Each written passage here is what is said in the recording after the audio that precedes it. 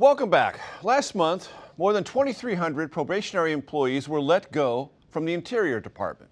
That included 1,000 workers at the National Park Service and 400 employees at U.S. Fish and Wildlife.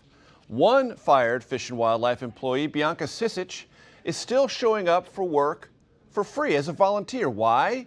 Because she's so passionate about her job. And Bianca joins me now.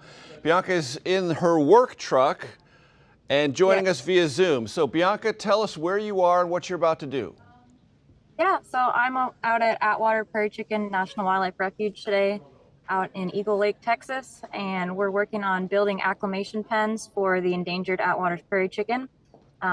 They're bred in captivity and then moved here, and so they need a place to stay so that they can get used to the prairie before they're released. You're doing this as a volunteer, but you had a job as of mid-February. What happened to you? Yeah, so I was the refuge biologist out here. I was the only biologist on staff. And then on February 14th, I received a call from my supervisor that I was terminated. It was very, very sudden. So.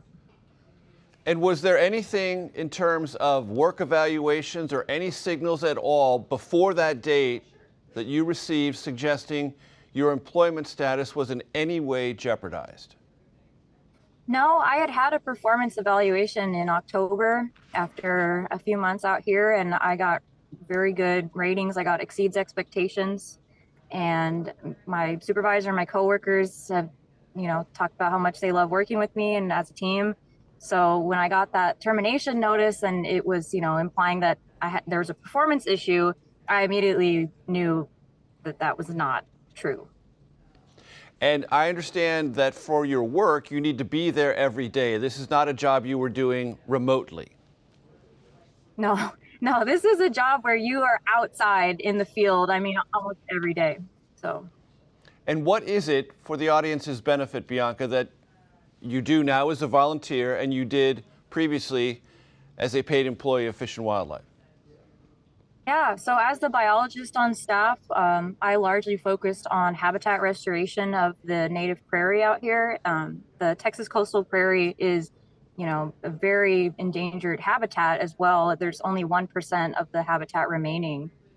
So in order to help the species out here and help the endangered Atwater prairie chicken, you have to have a healthy habitat as well. So, that's what we're out here doing, taking care of invasive species, keeping it a prairie, keeping it looking good and beautiful. So. And how endangered is that particular species, Bianca?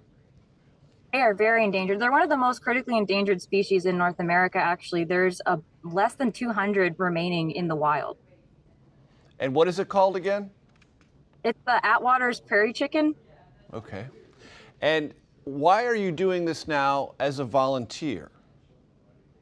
I'm doing this because it has to be done. We have a really small staff of only 6 full-time employees to manage over 10,000 acres of land, and losing one person on the staff doesn't sound like a lot, but it is a lot. And I was, spearheading projects that were just starting to take off, like building the acclimation pens, the invasive species program.